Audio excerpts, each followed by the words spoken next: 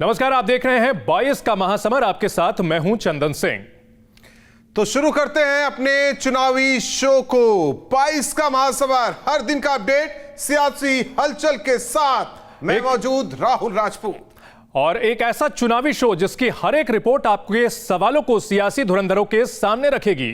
हम आपके लिए लेकर आए हैं यूपी की चुनावी लड़ाई के हर मोर्चे की तस्वीर, ऐसी तस्वीरें जिससे साफ हो जाएगी सूबे की चुनावी तस्वीर। उत्तर प्रदेश महज कुछ महीनों में सबसे बड़े चुनावी घमासान का सामना करेगा। 8 जुलाई को मोदी कैबिनेट का विस्तार हो सकता है। इस विस्तार में जहां युवा नए चेहरों को जगह मिल सकती है, लेकिन उससे पहले बड़ी खबर उत्तराखंड के मंत्रियों के पोर्टफोलियो की। तो बड़ी खबर देहरादून से, कैबिनेट मंत्रियों के विभागों का बंटवारा। सतपाल महाराज को सिंचाई, पर्यटन और लोक निर्माण विभाग, हरक सिंह रावत को वन, श्रम, ऊर्जा, आयुष और शिक्षा विभाग। बंशीधर भगत को संसदीय कार्य मंत्री बनाया गया। खाद्य नागरिक आपूर्ति, शहरी विकास की जिम्मेदारी दी गई है। सूचना एवं विज्ञान प्रौद्योगिकी, आवास भी हरक सिंह रावत के पास। इसके अलावा यशपाल आर्या को परिवहन, समाज कल्याण, अल्पसंख्यक जाति कल्याण, आबकारी विभाग दिया गया है। बिशन सिंह चुफाल को पेयजल, वर्षा जल संग्रहण, ग्रामीण निर्माण और जनगणना विभाग दिया गया है। वहीं सुबोध उनियाल कृषि शिक्षा, कृषि विपणन, उद्यान, रेशम, जैव प्रौद्योगिकी विभाग की जिम्मेदारी दी गई है।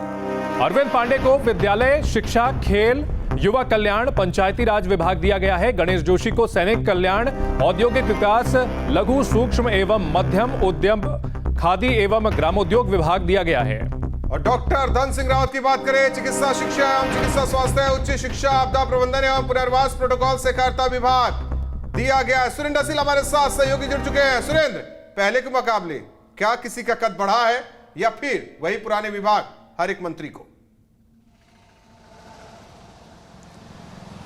देखिए, बिल्कुल जिस तरीके से चंदन बात करूं, मैं पहले दिन से कह रहा था, जिस दिन ये शपथ हो रही थी मुख्यमंत्री की, कुछ नेताओं की प्रेशर पॉलिटिक्स है और वो प्रेशर पॉलिटिक्स रंग लाई है। इस बार सतपाल महाराज का कद बड़ा किया गया है। उनको पुराने विभाग तो दिए गए हैं, जो उनके पास पर्यटन था, धर्मस्व था, लघु सिंचाई था, बाढ़ नियंत्रण था। इस बार उनको लोक निर्माण विभाग, PWD उन्हें दिया गया है। बहुत खास और बहुत मजबूत विभाग होता है किसी भी सरकार के लिए। उनका कद बढ़ाया गया है। दूसरा जो कद बढ़ा है वो यशपाल आर्य का बढ़ा है। उनको एक्साइज, आबकारी डिपार्टमेंट दिया गया है। और तीसरे जो नाराज थे वो थे डॉक्टर हरक सिंह रावत, जिनको इस बार ऊर्जा दिया गया है। उत्तराखंड में हाइड्रो पावर्स हैं, उत्तराखंड में वैकल्पिक सौर ऊर्जा के कई सारी चीज़ें हैं। तो ये 3 मंत्री जो नाराज थे, जो तीनों मंत्री कांग्रेस से बीजेपी में आए हुए मंत्री थे, इन तीनों मंत्रियों का कद इस बार बढ़ाया गया है। चौथे मंत्री हैं धन सिंह रावत।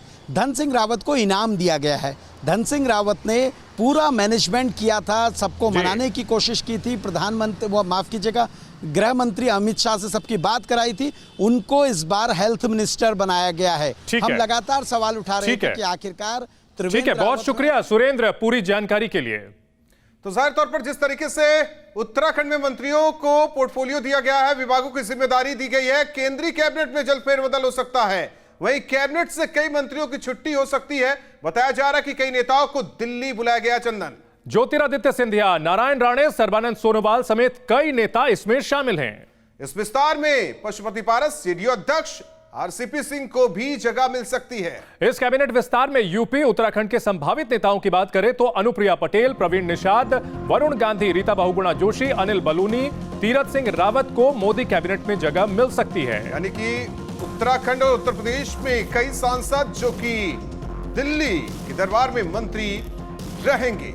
ज्योतिरादित्य सिंधिया, सर्बानंद सोनोवाल, जिस तरीके से कैबिनेट की ये संभावित नाम है, उसमें उत्तर प्रदेश और उत्तराखंड की अगर खासतौर पर बात की जाए, वरुण गांधी, रीता बहुगुणा जोशी, अनिल बलूनी, तीरथ सिंह रावत जो कि उत्तराखंड से आते हैं, डॉक्टर संजय निषाद, और इसके अलावा अनुप्रिया पटेल का भी नाम सामने आ रहा है। कैबिनेट विस्तार के इसी खबर पर हमारे साथ जुड़ रहे हैं संवाददाता दिल्ली से विकास चंद्र। लखनऊ से हमारे साथ संवाददाता अविनाश सिंह भी जुड़ रहे हैं। विकास, अगर बात की जाए कैबिनेट विस्तार को लेकर के, तो इस कैबिनेट विस्तार में यूपी और उत्तराखंड से किन किन नेताओं के नाम रेस में आगे चल रहे हैं और कौन से नेता पिछड़ते दिख रहे हैं? जी देखिए, अगर विस्तार की बात करें तो काफ़ी दिनों से इसकी अटकलें लगाई जा रही थी और अब वो अटकलें जो हैं लगता है कि कुछ ही घंटे ही बचे होंगे अब, क्योंकि 8 तारीख का मुहूर्त तय किया गया है और मंत्रिमंडल विस्तार होगा। लेकिन जहां तक रहा सवाल, अगर चुनावी राज्यों की पहले बात करें, उसी से शुरुआत उत्तर प्रदेश और उत्तराखंड की करते हैं, तो इन राज्यों को इस बार पारितोषिक मिलेगा, क्योंकि जो चुनावी राज्य हैं वो निशाने पर उन्हें ज़्यादा संतुष्ट करने की कोशिश की जाएगी। हालांकि इस बार के मंत्रिमंडल विस्तार जो मोदी के कार्यकाल के जो दूसरा कार्यकाल है उसका पहला विस्तार है, तो इसमें क्षेत्रीय और जातिगत समीकरण को तो संतुलित करने की कोशिश करेंगे ही, जो पॉलिटिकल इंजीनियरिंग है उसको भी संतुलित करने की कोशिश करेंगे और अपने पक्ष में करने की कोशिश करेंगे। जहां तक रहा सवाल उत्तर प्रदेश का, तो उत्तर प्रदेश में बीजेपी की साख जो है वो दाव के ऊपर है। तो बताया जा रहा है कि कम से कम 3 से 4 मंत्री यहां से बनाए जाएंगे, जिसमें एक ब्राह्मण चेहरा भी होगा, एक पिछड़े समाज से भी होगा, क्योंकि अब थावरचंद गहलोत को हटाया गया, तो कहा जा रहा है कि उत्तर प्रदेश से ही किसी दलित व्यक्ति को भी बनाया जा सकता है। तो कई सारी अटकलें इसमें लगाई जा रही हैं। ठीक है विकास जी, अविनाश का रुख करते हैं लखनऊ से। हमारे साथ अविनाश जुड़े हुए हैं।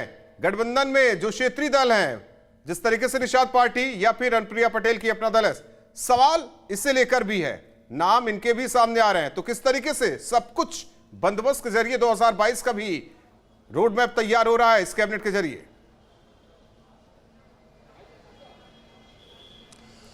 बिल्कुल राहुल, देखिए करीब आधा दर्जन नेताओं के नामों के ऊपर चर्चा चल रही है और ये एक बात बिल्कुल साफ है कि मोदी कैबिनेट में जो यूपी से चेहरे शामिल किए जाएंगे उनको अगले साल होने वाले चुनाव को मद्देनजर रखते हुए शामिल किया जाएगा। जिन नामों को लेकर चर्चा हो रही है, तो देखिए पहले ही अनुप्रिया पटेल चूंकि मुलाकात कर चुकी है, तो अनुप्रिया पटेल और उनके पति आशीष पटेल के नाम की भी चर्चा हो रही है और कहा जा रहा है कि इन दोनों में से किसी एक को मोदी कैबिनेट में जगह दी जा सकती है। संजय निषाद के बेटे हैं प्रवीण निषाद, जो कि सांसद हैं, हालांकि वो भाजपा कोटे से सांसद हैं, लेकिन माना जा रहा है कि जिस तरीके से संजय निषाद लगातार पिछले काफी समय से भाजपा आला कमान पर प्रेशर बनाने की कोशिश कर रहे हैं, तो निषाद वोट बैंक को देखते हुए और निषाद वोट बैंक को साधने के लिहाज से प्रवीण निषाद को भी मोदी कैबिनेट में जगह दी जा सकती है। अगर ठीक है अविनाश, जाहिर तौर पर सब कुछ व्यवस्थित तरीके से किया जा रहा है, यानी कि क्षेत्र को साथ ही साथ जाति को, हर एक चीज को बेहतर तरीके से रखकर इस कैबिनेट में जगह दी जा रही है। अब आपको बताते हैं अनुप्रिया पटेल को क्यों मंत्रिमंडल में जगह मिल सकती है।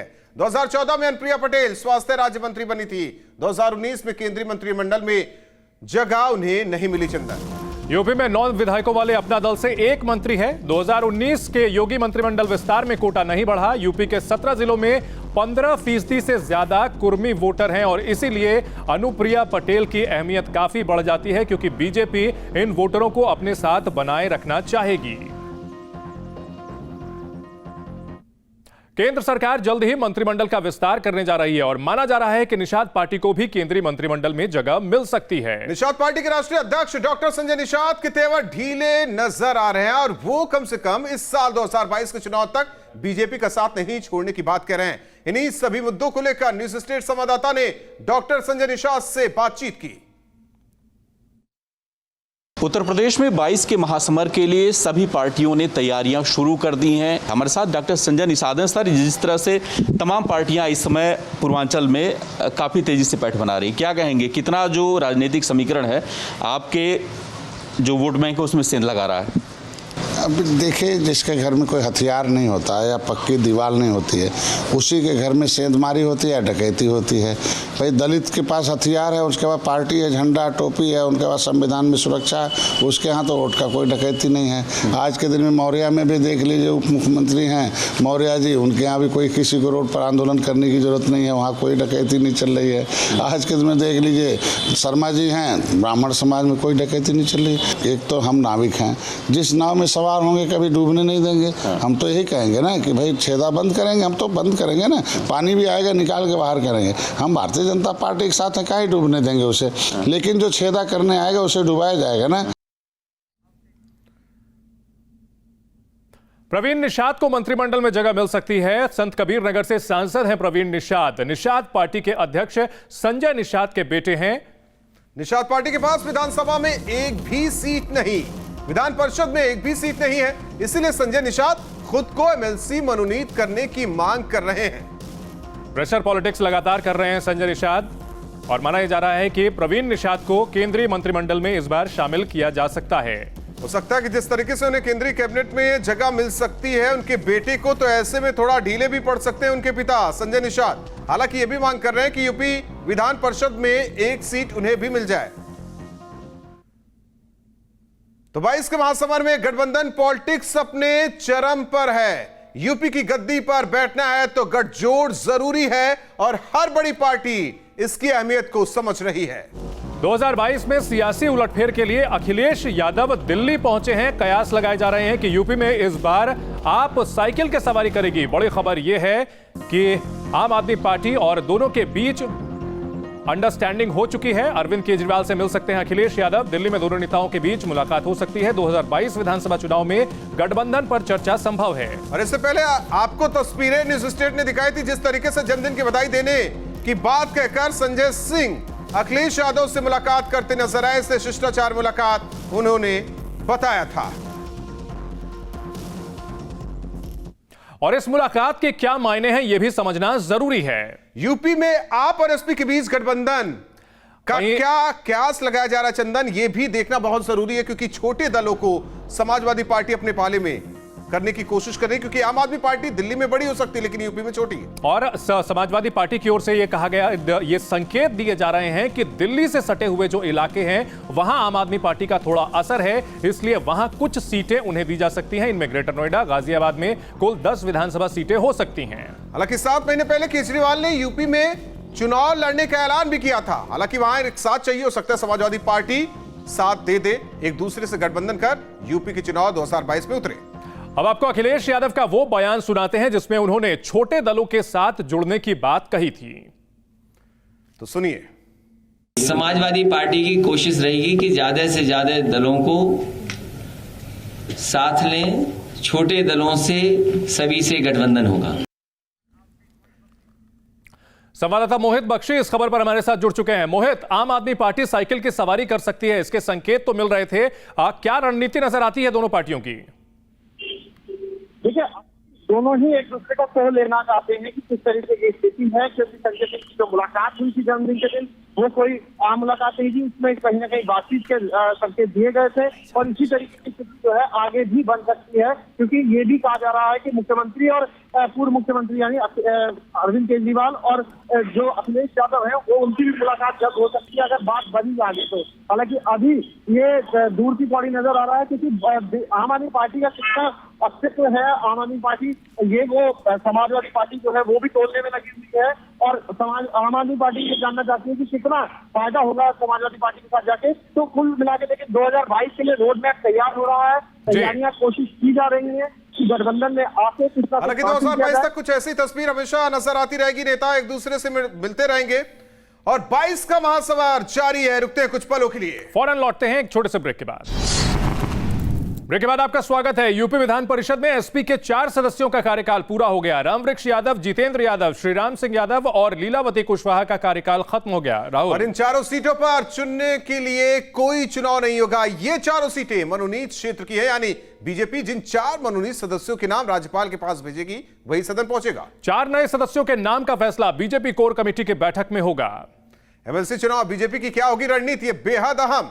बीजेपी की इसी पॉलिटिक्स की खास बातें बताने के लिए और जमीनी हलचल को आपके सामने लाने के लिए लखनऊ से जुड़ रहे हैं संवाददाता आलोक पांडे। और सबसे पहले चलते हैं आलोक पांडे के पास। आलोक, एमएलसी चुनाव में क्या रणनीति आपको दिखाई दे रही है बीजेपी की? देखिए, सबसे पहले बात है कि 4 जो एमएलसी नामित कोटे के हैं उनका कल कार्यकाल खत्म हो गया है। अब भारतीय जनता पार्टी की जो कोर टीम है वो उन 4 नामों को डिसाइड करके राजभवन भेजेगी और चूंकि ये नामित कोटे से हैं इसलिए इनका विधान परिषद में जाना तय माना जाएगा। 6 साल का कार्यकाल रहेगा और अगर हम सदन की बात करें तो निश्चित तौर पे भारतीय जनता पार्टी का जो संख्या है वो बढ़ करके 37 से 41 तक पहुँच जाएगा। एक तौर पर विधान परिषद संख्या बढ़ेगी और दूसरी बात है कि 4 सदस्यों को लेकर के अगर हम बात करें, जहाँ एक तरफ मोदी सरकार मंडल विस्तार की बात हो। धन्यवाद आलोक इस जानकारी के लिए। जाहिर तौर पर विधानसभा में ही संख्या बल नहीं, विधान परिषद में भी संख्या बल बेहद जरूरी होता है। और इस बीच राजभर ने बड़ा बयान दिया है। उन्होंने कहा है कि इस बार मुसलमान ओम प्रकाश राजभर के साथ रहेंगे। राजभर ने बीजेपी पर बड़ा आरोप लगाया उन्होंने कहा मुसलमानों को डराकर वोट लेती है बीजेपी। वाराणसी के 8 विधानसभा में 7 सीटों पर जीत का दावा किया है। वहीं निषाद पार्टी ने उनके फॉर्मूले पर सवाल खड़े किए हैं और यह कहा है कि ओम प्रकाश राजभर ने यह जो कदम उठाया है यह पॉलिटिकल सुसाइड जैसा है। राहुल, जाहिर तौर पर क्या कुछ गुड़ागड़ित एआईएमआईएम और राजभर की पार्टी के बीच चल रहा है वो बेहद समझना जरूरी होगा, क्योंकि सीएम का पद भी ऑफर किया गया है और इसीलिए ओवैसी साहब पिछले दिनों बयान देते नजर आए कि योगी आदित्यनाथ को दोबारा सीएम वो बनने नहीं देंगे। हमारे साथ दीपक जुड़ चुके हैं। दीपक, राजभर का यह बयान क्या कहता है? क्या यह उनका कॉन्फिडेंस है या कि वो ब्लफ खेल रहे हैं?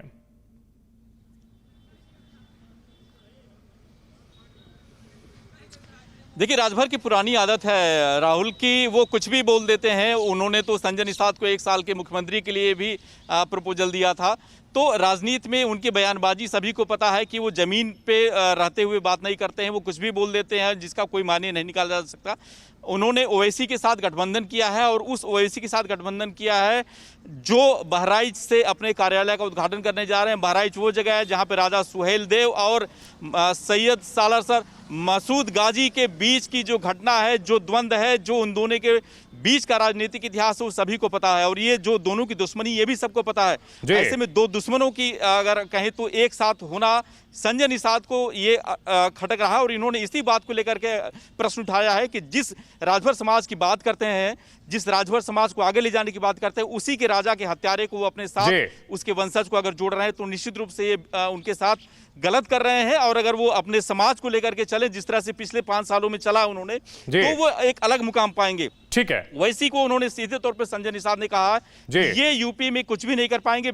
इनका जो पुराना अभी देखा हमने, बंगाल में हार गए, बीजेपी को हराने गए थे, खुद ही वहां पे पनप नहीं पाए, तो यूपी में भी यही हाल होगा। संजय निषाद सीधे तौर पे बीजेपी के साथ 22 तक जुड़ने वाले हैं सीधे तौर पे अगर कहें तो। ठीक है दीपक, मंत्रिमंडल बहुत शुक्रिया पूरी जानकारी के लिए। तो एक बार कल फिर हाजिर होंगे राजनीतिक गलियारों की हर छोटी बड़ी खबर के साथ 22 का महासमर में, क्योंकि यह चुनाव से जुड़ा हुआ, यूपी चुनाव से जुड़ा हुआ सबसे बड़ा कार्यक्रम है जिसमें हम हर रोज आपके लिए लेकर आएंगे बड़ी खबरें चुनाव से जुड़ी हुई। हमें दीजिए इजाजत, नमस्कार।